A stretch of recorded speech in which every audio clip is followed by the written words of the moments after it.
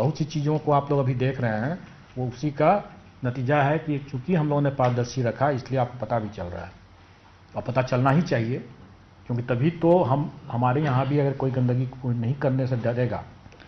तो ये तो हो गई पुरानी बातों के लिए। तो अब हम लोग आज का जो मुख्य बातें जो आज की है वो हम बता दें आपको। सरकार ने TRE 2 मतलब शिक्षा विभाग ने TRE 2 सप्लीमेंट्री रिजल्ट के लिए तो पहले से मना किया हुआ है। 19 तारीख को आप लोग सब अवगत हैं इससे। और चूंकि SC/ST वेलफेयर डिपार्टमेंट का मामला मैंने पहले ही बताया था कि उसकी अधियाचना बाद में आने के कारण से उसको हम लोगों ने शिक्षा विभाग के साथ ही जोड़ दिया था। तो शिक्षा विभाग का चूंकि सप्लीमेंट्री नहीं आ रहा है, इसलिए SC/ST वेलफेयर डिपार्टमेंट का भी कोई सप्लीमेंट्री नहीं आएगा। और उनके यहाँ से भी इसी कारण से, क्योंकि दोनों का जुटा हुआ था मामला, इसलिए उनका भी नहीं होगा। और EBC BC वेलफेयर का हम लोगों ने ऑलरेडी दे दिया है। तो हम लोग आयोग की ओर से अब TRE 2 का डी एंड हो चुका है, क्लोज हो चुका है। तो अब हम TRE 3 की बात करेंगे। TRE 3 हम लोगों ने पहले आगामी जो TRE का विचार किया था तो अगस्त के लिए किया हुआ था। वो अगस्त में TRE होगा, लेकिन वो TRE 4 होगा।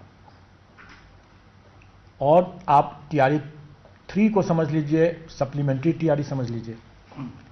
सप्लीमेंट्री रिजल्ट नहीं आया कोई बात नहीं, लेकिन सप्लीमेंट्री TRE आप इसको समझ लीजिए एक तरह से। और वो TRE 3 होगा और वो मार्च में होगा। और अभी हम लोगों ने एक टेंटेटिव आपको डेट में कुछ बता दूं, 10 फरवरी से 23 फरवरी तक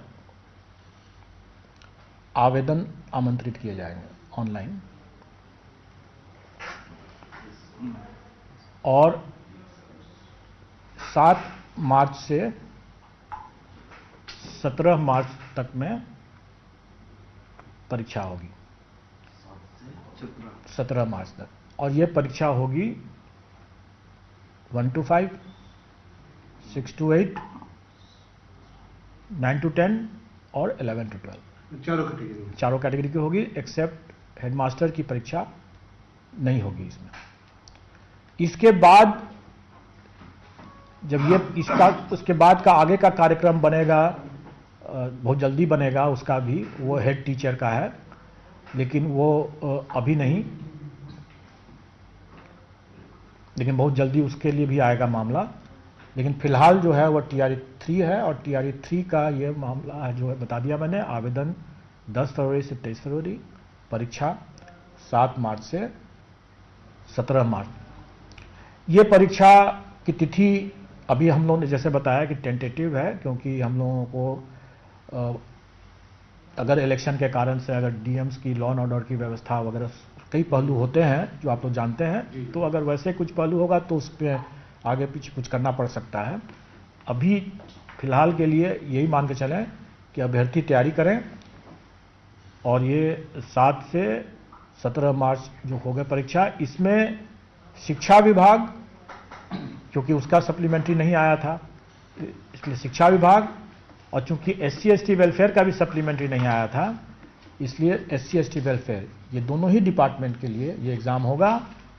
और चूंकि EBC BC वेलफेयर डिपार्टमेंट का सप्लीमेंट्री रिजल्ट आ चुका है, इसलिए TRE 3 में EBC BC वेलफेयर सम्मिलित नहीं है। तो सिर्फ 2 विभाग होंगे। और इस बार हम लोग विभागों के बीच में चयन का प्रावधान नहीं रखेंगे। हम लोग उसमें, जैसे हम लोगों ने पिछले बार भी किया था, 38 के बाद 39 से करके किया था, उसी तरह से रहेगा। और लेकिन मल्टीपल रिजल्ट्स हम देने की हमारी बाध्यता है, क्योंकि किसी को भी हम बाकी विकल्प हमको देना होता है। अगर कोई 11-12 करना चाहे, कोई 9 to 10 करना चाहे, कोई तीनों करना चाहे, चारों करना चाहे, तो वो कर सकता है, वो अप्लाई कर सकता है और उसके लिए उसको देना होगा। और इसमें सप्लीमेंट्री रिजल्ट्स का कोई प्रावधान नहीं रहेगा, जैसा कि विभागों ने स्पष्ट कर दिया है, क्योंकि ये परीक्षा ही एक तरह से सप्लीमेंट्री परीक्षा मानते चलें आप लोग, इसलिए इसमें सप्लीमेंट्री रिजल्ट की कोई प्रावधान नहीं रहेगा। और इसमें जो बचे हुए जो पद होंगे वो फिर उसके बाद TRE 4 में जाएंगे, और जो अगस्त में होगा। और अभी पदों की पूरी संख्या नहीं हमारे पास आई हुई है, लेकिन वो जब आएगा तो वो भी हम लोग आप लोग को बता देंगे।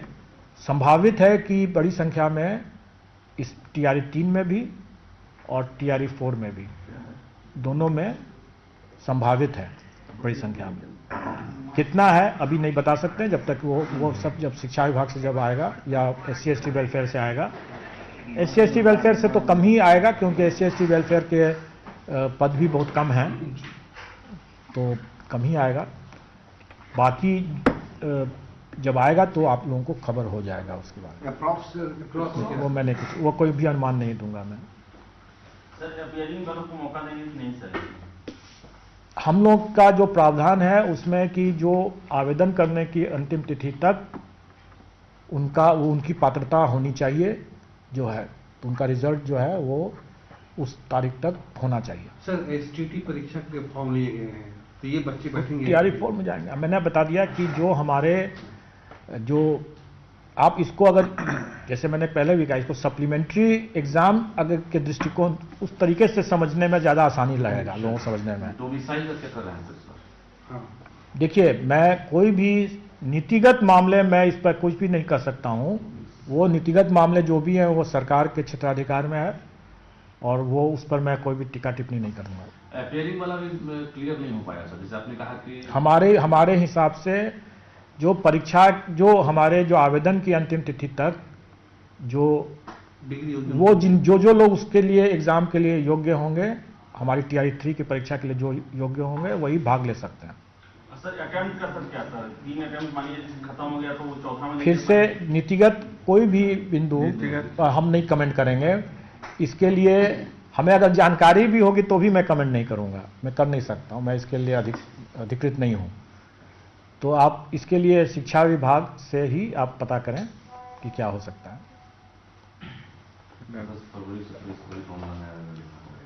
विज्ञापन तो क्लियर हो ही गया था इसी बीच में। विज्ञापन तो मैंने बता ही दिया कि किस तारीख से आएगा। अच्छा, कटअप वगैरह जो है ना सर, सवाल उसमें छूट गया था मेरा। कटअप का लेवल कुछ सब्जेक्ट में कुछ जगह TRE 1 की तुलना में 2 में बहुत ज़्यादा चला गया। TRE 3 में क्या मानते हैं? पहली बात तो ये कट ऑफ हम आयोग नहीं निर्धारित करती है, ये कट ऑफ तो कैंडिडेट खुद ही निर्धारित करते हैं। आपको तो खुश होना चाहिए कि कैंडिडेट ने अच्छा प्रदर्शन किया, थोड़ी डिसाइड करते हैं। कई बार लोग ये समझते हैं कि हम लोगों ने कट ऑफ इतना हाई कर दिया, अरे हमने नहीं किया, कैंडिडेट ने खुद ऐसा परफॉर्मेंस किया कि वो कट ऑफ हाई हो गया।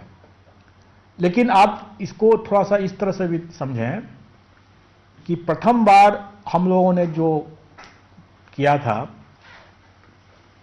TRE 1 जब लिया था, तो उस समय कोई बहुत सी चीज़ों के बारे में लोगों को जानकारी नहीं थी।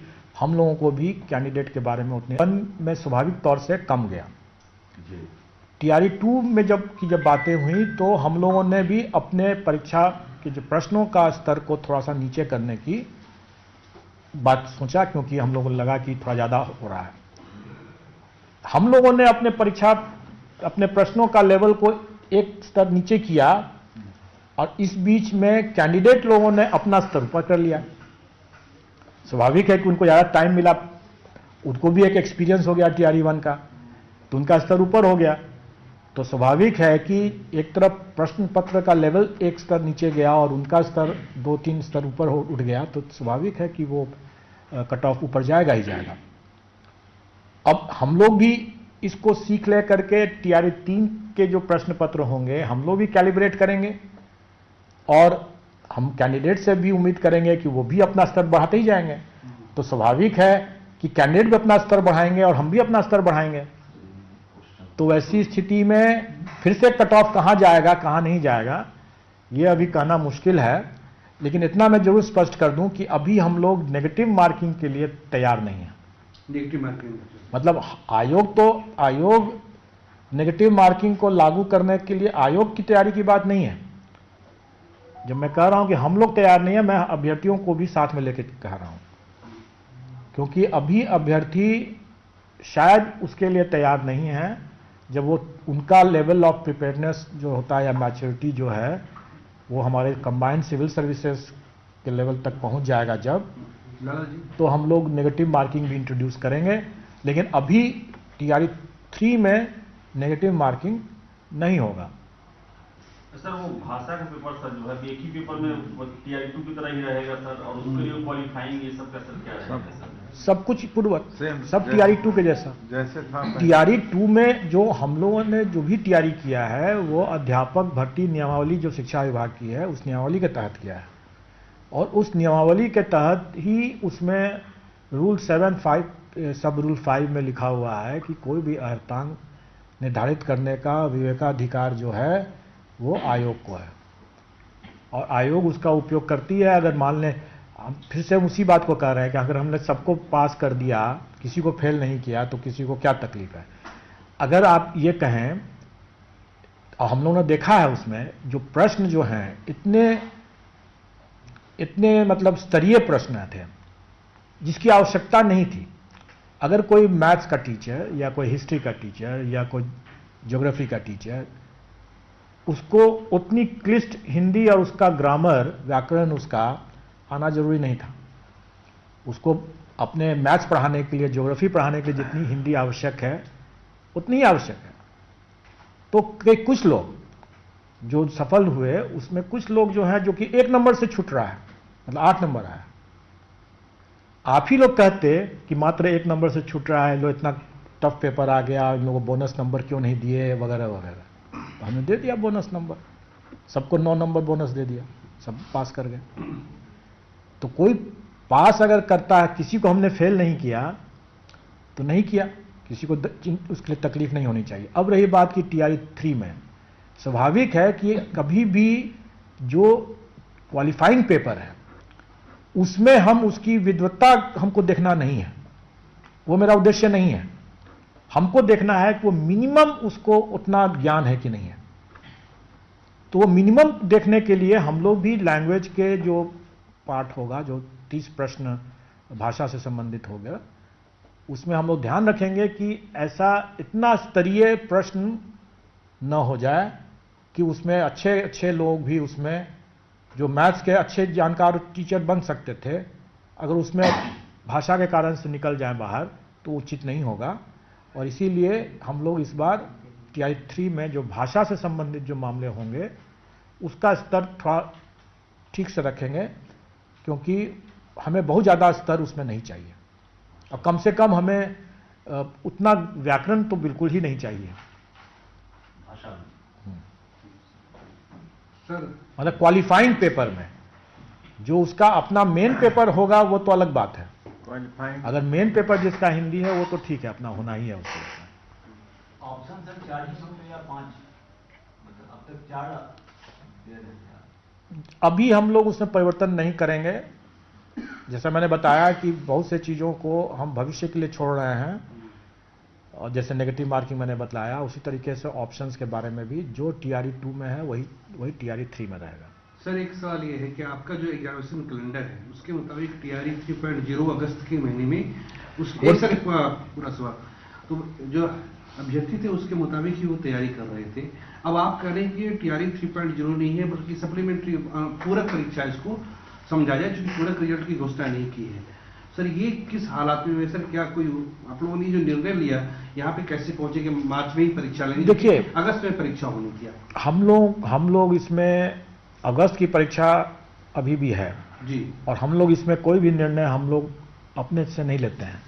अध्याची विभाग अपनी अध्याचना भेजते हैं और उसके हिसाब से हम लोग अपना बनाते हैं। अगर अध्याची विभाग को चाहिए कि अभी तुरंत हमें चाहिए, तो अध्याची विभाग से पूछना होगा कि अभी उनको तुरंत क्यों चाहिए। यानी सर पिछले 2 हफ्ते का डेवलपमेंट है ये। अपना अनुभव सर बता दीजिए। नहीं, हम लोग तो देखिए, हमारी जो व्यवस्था है, अच्छा कि आपने पूछ दिया, आप लोग शायद अवगत भी हैं कि मेरा कार्यकाल सीमित है, लेकिन हम फिर भी पूरे कॉन्फिडेंस के साथ क्यों कह रहे हैं कि हम लोग इसको कर सकेंगे, क्योंकि हमारी अपनी तैयारी और अपना जो टीम और अपनी व्यवस्था जो है वो सुदृढ़ हो चुका है।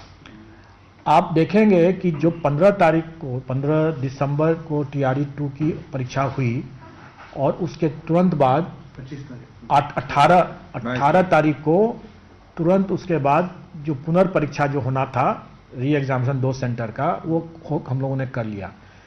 इतने कम समय में हम लोगों ने कैसे कर लिया? इसलिए कि हमारे पास पूरी तैयारी है।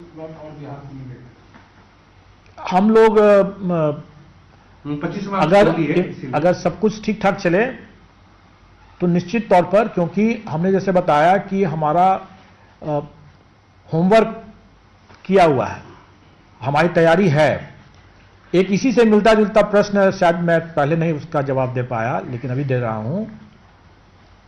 TRE 2 के समय में लोगों ने पूछा कि जब आपने इतना जल्दी मेन रिजल्ट दे दिया तो सप्लीमेंट्री रिजल्ट देने में इतना समय क्यों लगता है?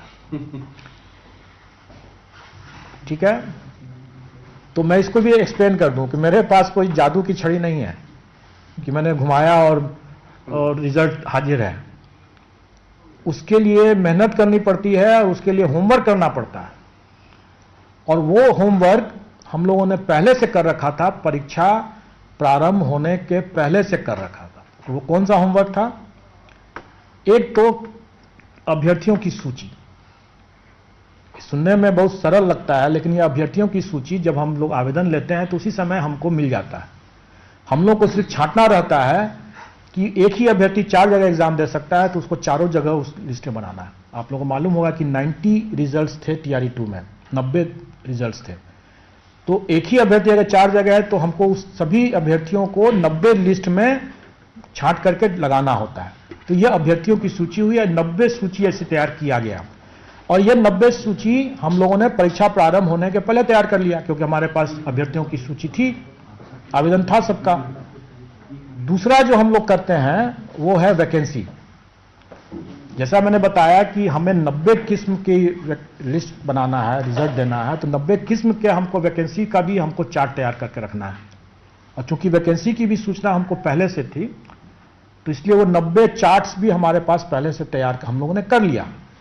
इन दोनों चीजों को, मतलब अभ्यर्थियों की सूची और वैकेंसी का चार्ट, इसको हम लोगों ने अपने सॉफ्टवेयर में लोड कर दिया, और ये सारा काम हम लोगों ने परीक्षा प्रारंभ होने के पहले कर दिया। उसमें जो समय की हमें बचत हुई, और बाकी जो काम जो था, जो कि परीक्षा जब समाप्त हुआ तो OMR का स्कैनिंग और मार्किंग और वगैरह वगैरह, वो सब जो कार्रवाई हुआ वो परीक्षा के बाद की बात है। तो परीक्षा के बाद की जो कार्रवाई किया उसमें हमको जो टाइम लगा, उसी टाइम में मैंने 15 दिन के अंदर में रिजल्ट दिया, क्योंकि पहले का होमवर्क किया हुआ था। अब सप्लीमेंट्री रिजल्ट की जब बातें आई, तो सप्लीमेंट्री रिजल्ट में हमको तब तक पता नहीं चलेगा अभ्यर्थी कौन कौन से छंटे, जब तक कि विभाग हमको नहीं बताएगा कि इतने लोगों ने इन जैसे 6 to 8 और 9 to 10 दोनों में हो गया, तो 6 to 8 का दावा अगर छोड़ा है तो कितने अभ्यर्थी ड्रॉप आउट हुए मल्टीपल रिजल्ट्स के कारण से। उन अभ्यर्थियों की सूची जब तक विभाग नहीं देगा, तब तक हम अभ्यर्थियों की सूची को अपडेट नहीं कर पाएंगे, और ये तभी दे पाएगा विभाग जबकि उनकी अपनी काउंसलिंग खत्म नहीं हो जाती है। तो शिक्षा विभाग की काउंसलिंग तो 8 जनवरी को खत्म हुआ, और दूसरे दो विभागों की काउंसलिंग 9 या 10 तारीख तक चला। तो उसके पहले तो हम दे ही नहीं सकते थे, क्योंकि वो हमको लिस्ट ही जब देंगे तभी तो हम अभ्यर्थियों की सूची बनाएंगे। और आपको ध्यान है, जैसे मैंने बताया कि 90 रिजल्ट्स हमको बनाने हैं, मतलब कि वो सूची को उनसे सूचना लेकर के अभ्यर्थियों की सूची को अपडेट करके उसको 90 तरह से हमको सजा के रखना होगा। उसके साथ साथ वैकेंसी की सूचना, वो भी तो बताएंगे कि कितने मल्टीपल रिजल्ट्स की कितने वैकेंसी क्रिएट हो रहे हैं। कहने का मतलब है कि जो होमवर्क हम मेन रिजल्ट बनाने में हम पहले से कर चुके थे, वो होमवर्क हम तब तक नहीं कर सकते हैं जब तक कि संबंधित विभाग हमको उसकी सूचना नहीं दे।